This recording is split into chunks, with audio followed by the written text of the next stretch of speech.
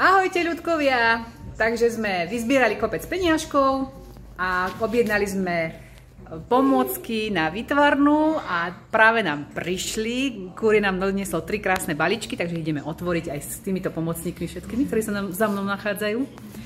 Takže poďme na to. Otvoríme prvý najskôr.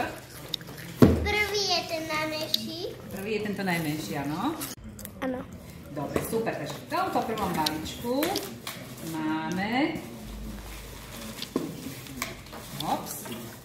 farby na linolit. Tieto pukacie. Pukacie farby, ktoré nikdy teraz nie je dosť ihly.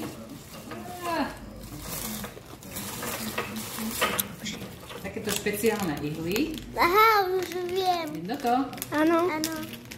Takže čo máme v druhom?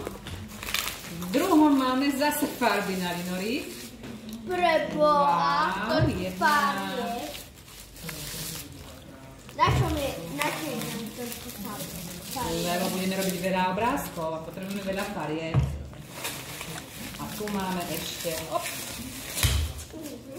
toto sú strašne krásne, toto sú nádherné farby a jedna aj druhá. Teším sa z nich veľmi. Druhátku.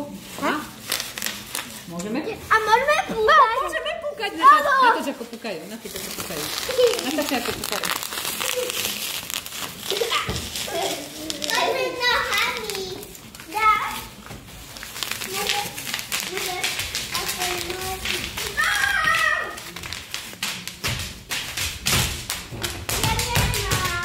Dobre, tak si.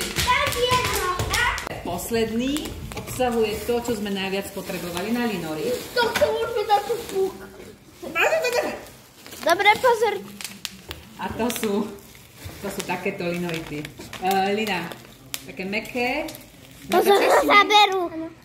Do ktorých budeme vyrezávať a ktoré potom budeme pekne otláčať.